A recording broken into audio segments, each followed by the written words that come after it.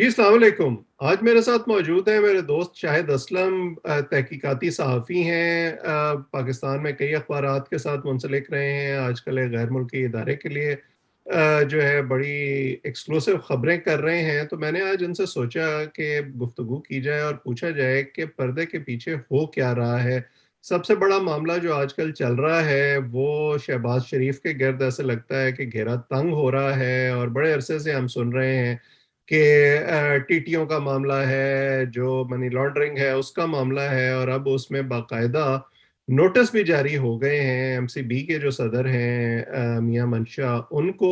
और ज़ाहिर है एक डायरेक्ट कनेक्शन बनाया जा रहा है शहबाज शरीफ फैमिली के साथ के तकरीबन 25 अरब रुपए जो हैं वो उन्होंने 10 साल के अरसे में 2008 से 2018 तक गैर कानूनी तौर पर उस बैंक के ज़रिए मुंतकिल किए हैं बैरून मुल्क।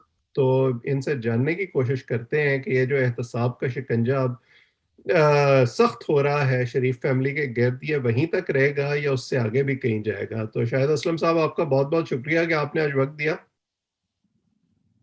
सर डॉक्टर साहब, आपका शुक्रिया कि आपने अपने शो पे आज मुझे इनवाइट किया। तो शाहिद साहब ये बताएं कि बड़े अरसे से हम 3 साल हो गए हैं इस हुकूमत को आए हुए, हम बार बार ये नारे सुनते हैं कि एहतसाब होगा चोरों और डाकुओं का।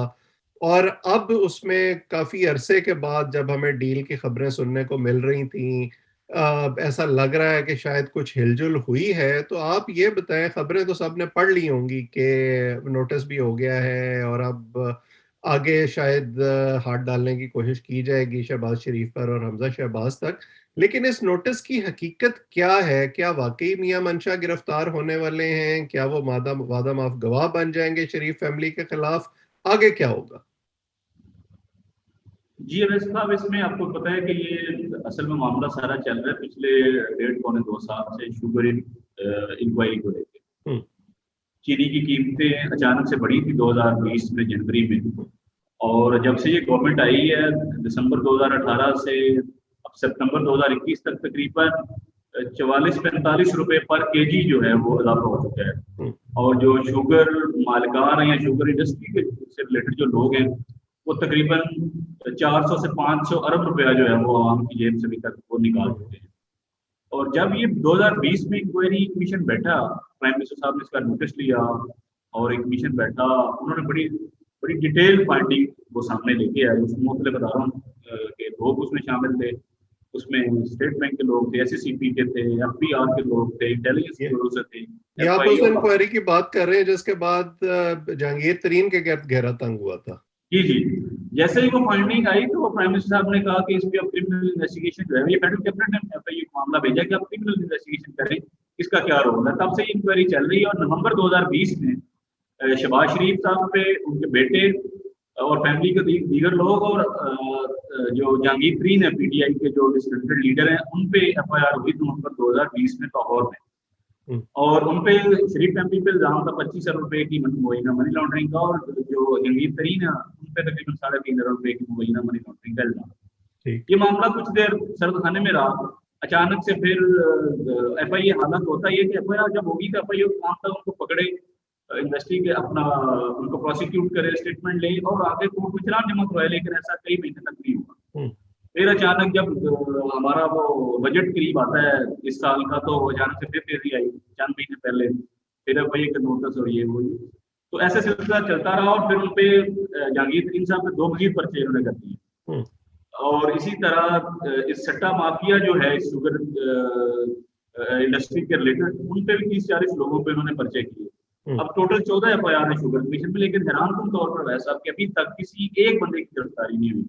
हम्म। शहबाज साहब तो चले जेल में थे, हालांकि जेल में भी उनकी गिरफ्तारी डाल सकते थे, एफआईए वालों की स्टेटमेंट लेके आए हैं, हम्म। नैब के केस में वो जेल में थे, लेकिन जब बेल में वो बाहर आए हैं, कितने महीने हो गए उनको बाहर आए, हम्म। लेकिन उन्होंने गिरफ्तार नहीं किया, उन्होंने कोर्ट से प्री अरेस्ट बेल ले ली।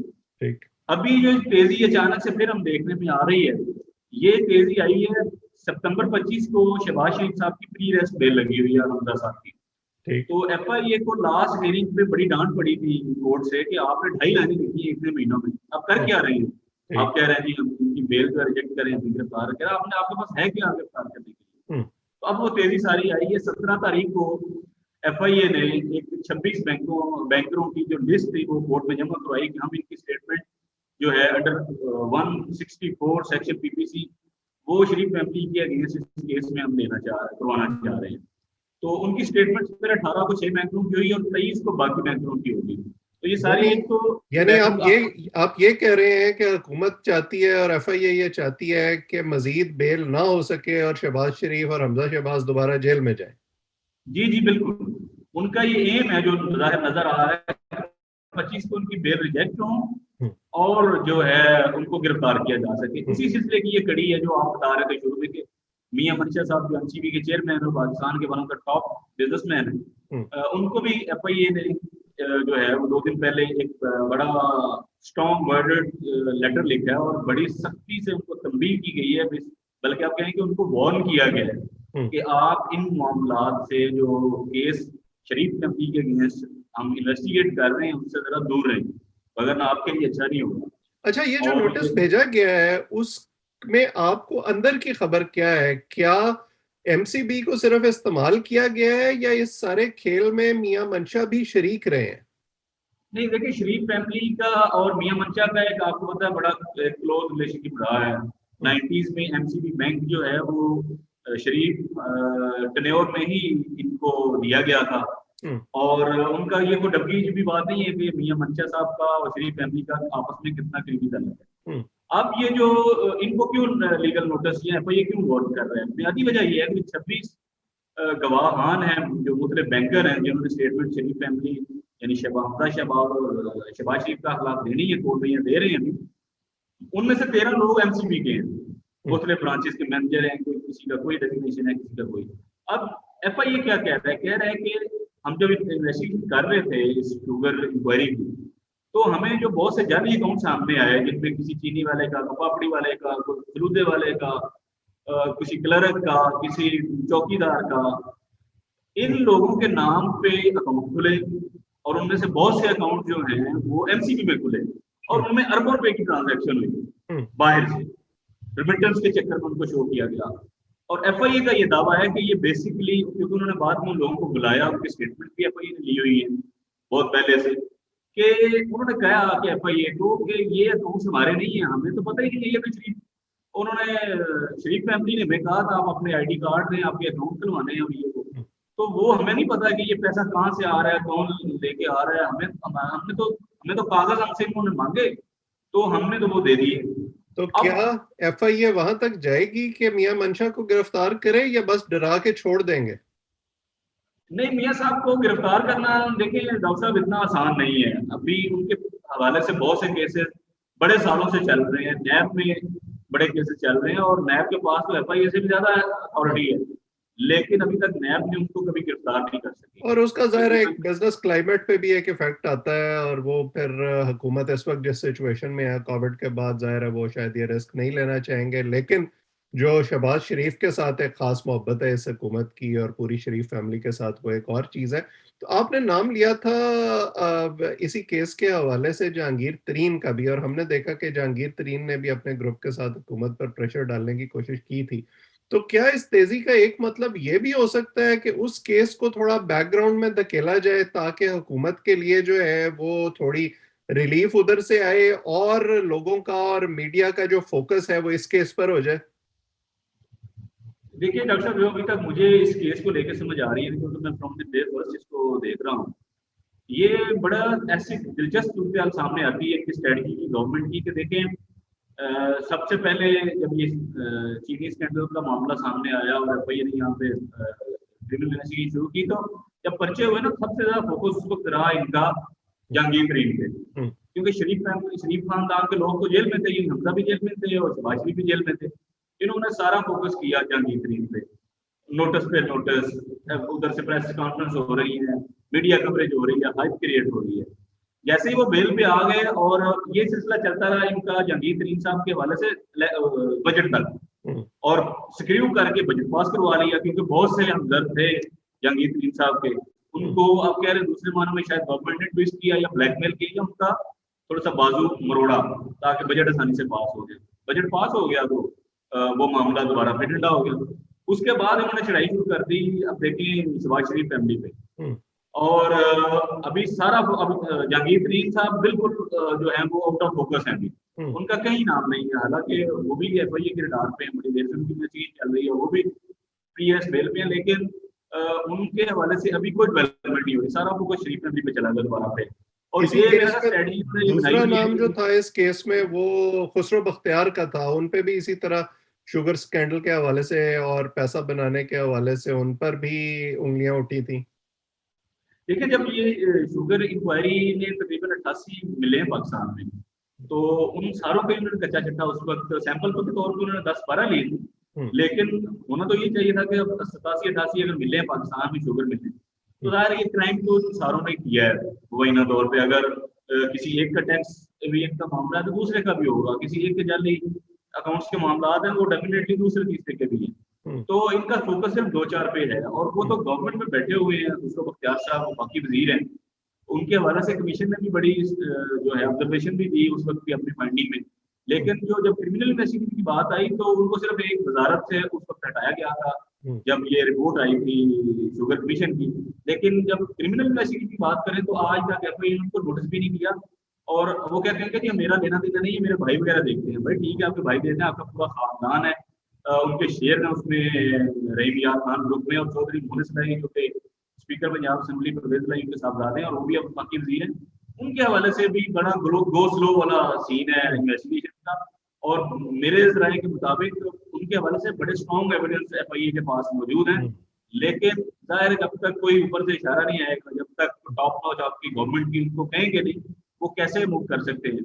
यही और मेरा दूसरा, आपसे आखिरी सवाल है कि ये जो इशारा हो रहा है ये किधर से हो रहा है और किस तरह मैनूवर किया जा रहा है जो हमारे तहकीकाती इदारे हैं उनको, कि किसको पकड़ना है और किसको छोड़ना है। देखिए ये तो आप भी बखूबी जानते हैं, आपने माशाल्लाह खुद इतने साल यहाँ पे रिपोर्टिंग की है पाकिस्तान में भी जब आप थे, तो देखें कि जो अब वजीर दाखिला तो शेख रशीद हैं, हम्म, उनका डेजिग्नेशन तो वजारत दाखिला का है उनके पास। लेकिन अभी देखिए जो अकाउंटेबिलिटी के मामला है ना, वो डायरेक्टली देख रहे हैं शहजाद अकबर साहब, जो कि hmm, special assistant to prime minister हैं। अब वो अकाउंटेबिलिटी के जो नैब और FIA के रिलेटेड मामला सारे वो देख रहे हैं, उसमें शेख रशीद अब टोटली हो गए। हम्म, अब इसके अलावा ज़ाहिर और कौन ऐसा बंदा है जो FIA को, और वो FIA में रेगुलर आते भी रहते हैं, और FIA के जो अफसरान हैं जो इस केस को इन्वेस्टिगेट कर रहे हैं उनसे डायरेक्ट रास्ते में भी हैं। हम्म, और डेली बेसिस पे वो ब्रीफिंग ले रहे होते हैं कि अब क्या बना और किसने क्या किया और अभी क्या चीजें चल रही हैं। तो वो शहजाद अकबर साहब हैं। अब हम्म, शहजाद अकबर साहब प्राइम मिनिस्टर के बड़े क्लोज एड हैं, और ये कैसे हो सकता है कि जो चीजें यहाँ पे FIA की इन्वेस्टिगेशन को लेके हो रही है वो प्राइम मिनिस्टर साहब के नॉलेज में नहीं है। ही हम्म, नोज ईच एंड एवरीथिंग। और जब शुरू में बात डॉक्टर साहब हो रही थी मियां मंशा साहब के वाले से, देखें ये जो FIA ने 3 सफ़े का इतना वार्निंग वाला लेटर लिखा है, उसमें उन्होंने बहुत सी चीजें ऐसी लिखी हुई हैं। उनके पास वो कह रहे हैं कि हमारे पास शवाहिद है कि MCB के लोगों को आप डरा धमका रहे हैं, हम्म, आप उनको ये कह रहे हैं कि शरीफ फैमिली के अगेंस्ट आपने जाकर बयान नहीं देना या बयान बदल रहे हैं आप। हम्म, ठीक है, आप उस पर उन्होंने FIA ने बड़ा उनका एक बंदा भी गिरफ्तार किया, वाइस प्रेसिडेंट आसिम सूरी साहब, हम्म, और एक और उनके बंदे के उन्होंने वारंट लिए हैं, उसको भी गिरफ्तार वो करना चाह रहे हैं। वो अजहर महमूद है, वो FIA के ही ग्रेड 20 के रिटायर्ड अफसर हैं, और उनको भी गिरफ्तार करना चाह रहे हैं, उनके वारंट लेना। ये दोनों बंदे FIA का दावा है कि हमारे पास इनके मोबाइल फोन हैं, उनका डाटा हमारे पास है, हमारे पास उनकी ऑडियो रिकॉर्डिंग, मैसेजेस, कॉल और बाकी चीजें हैं, जिससे ये बैंकरों को कह रहे थे कि आपने इतनी फैमिली, तो उसी को तंबीह इसीलिए वो मियां मंशा को कर रहे हैं कि आप जरा दूर रहे मामला से और हमें इन्वेस्टिगेट करने दें। अदरवाइज हम मनी लॉन्ड्रिंग के इन्हीं चार्जेस पे आपको मुआवनत करने में या एविडेंस को मिटाने के जुर्म में हम्म, हम आपको जो है आपके हवाले से भी हम सख्त एक्शन ले सकते हैं। हम्म, तो गिरफ्तारी बेशक ना हो, लेकिन ये एक वार्निंग जरूर है, एक वेकअप कॉल उन्होंने दी है मियां साहब को कि आप जरा ना दूर रहे इन चीजों से। बिल्कुल सही। मतलब एक तरह से आइसोलेट करने की कोशिश हो रही है जो पर्सन ऑफ इंटरेस्ट है शहबाज शरीफ और हमजा शहबाज इस केस में। लेकिन जैसे आपकी बातों से देखने वालों ने भी अंदाजा लगा लिया होगा कि वही जो सिलसिला हर हुकूमत में होता है कि एहतसाब का नारा जरूर लगाया जाता है लेकिन इवेंचुअली वो फिर सियासी मफादात के ताबे आ जाता है। वही इस हुकूमत में भी हो रहा है। मुखालफीन के खिलाफ कार्रवाई हो रही है जो इत्तेहादी हैं या जिनसे सियासी मफादात की तवक्को है, उन पर गो स्लो पॉलिसी है, और इसी पर एतराज़ होता है जब हुकूमत या उनके इत्तेहादी ये कहते हैं कि जी देखें लोग एहतसाब के खिलाफ बात करते हैं, तो वो ये नहीं समझते कि असल जो एतराज़ होता है वो ये पिक एंड चूज़ पॉलिसी पे होता है। तो इसके हवाले से आपसे आइंदा भी गुफ्तगू जारी रखेंगे, आप इस केस को फ़ॉलो कर रहे हैं और इसी तरह के मज़ीद केसेस पर भी आपसे बातचीत करते रहेंगे। आज आपके वक़्त का शुक्रिया। जो लोग इसको देख रहे हैं, अगर आप चाहें तो चैनल को सब्सक्राइब करें ताकि ये गुफ्तगू आइंदा भी आप तक पहुँचती रहे। आज इतना ही, आप सबका बहुत-बहुत शुक्रिया।